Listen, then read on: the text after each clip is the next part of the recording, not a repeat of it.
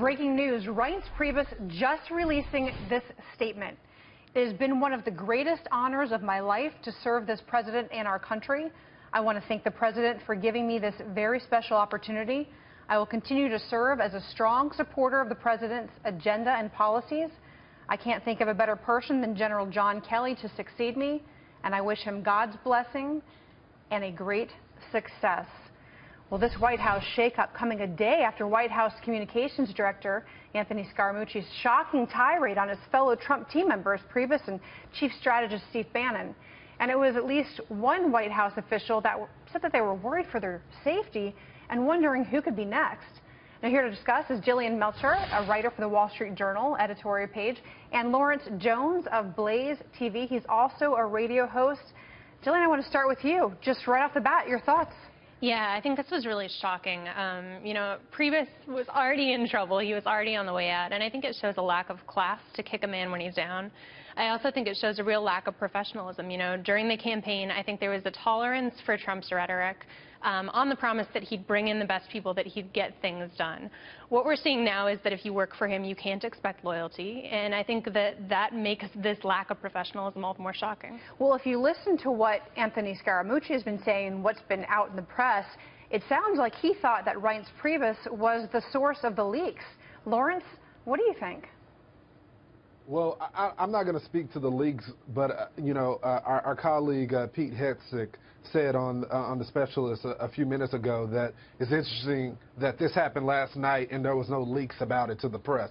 So I'll let people take it as that. But I think it's important to note that the White House has been dysfunctional as far as the message, as far as Reince Priebus' position and the communication director. These are people that really haven't been doing their job very well, and that's what they were brought here to do, because they had inside connections that they could make the president more mainstream and get legislation passed. And that's not happening. And so when that happens, now you see the president is shifting to his old guard. Scaramucci was on the campaign from the very beginning. Corey Lewandowski was on. Whether you like him or not, these are people that are close with the president, and he feels like they can get his message out better.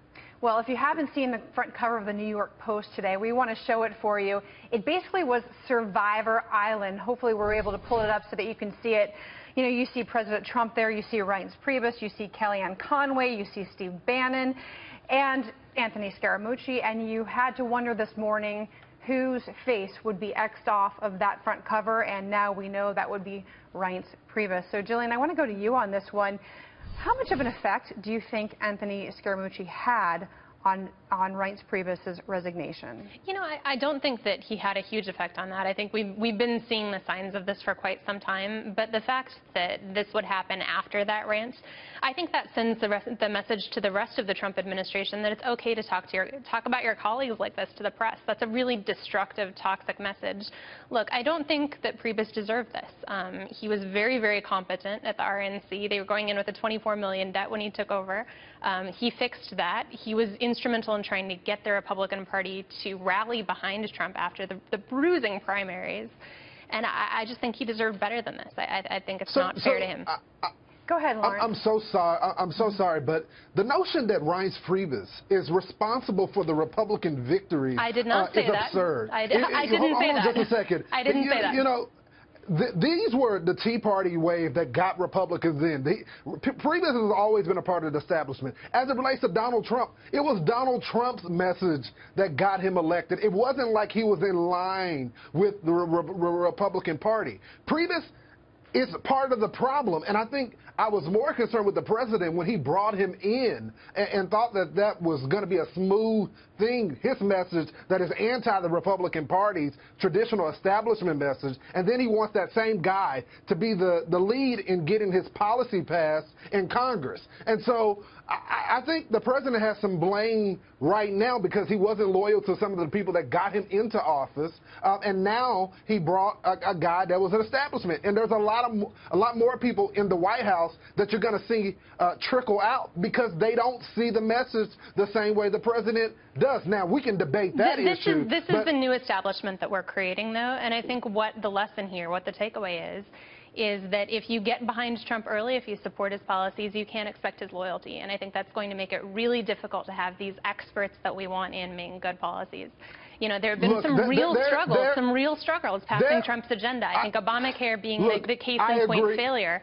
And this sort of drama doesn't help. It's a distraction. I don't think that Priebus was the one that caused this. I think it's Trump top-down.